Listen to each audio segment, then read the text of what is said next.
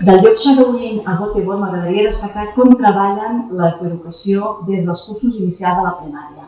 Aquesta visió preventiva és compartida per tota la comunitat educativa i també per les administracions educatives locals.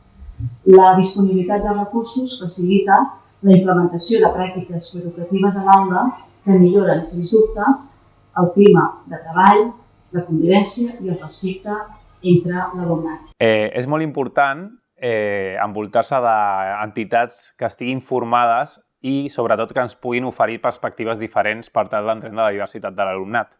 A Göteborg, clars exemples d'això era l'associació LGTB Pride i l'associació MAN, que s'especialitzaven en treballar per prevenir les masculinitats tòxiques i mostrar noves masculinitats als alumnes.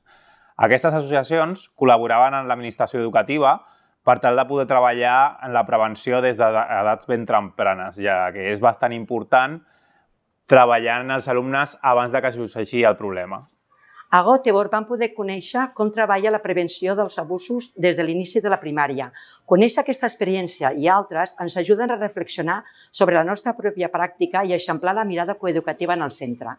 En aquesta mobilitat a Suècia, més concretament a la ciutat de Göteborg, vam tenir l'oportunitat de conèixer les polítiques educatives respecte a la coeducació, tant a nivell de currículum, ja que es demana que els centres treballin aquest aspecte, com a nivell de programes que fan la concreció en els centres.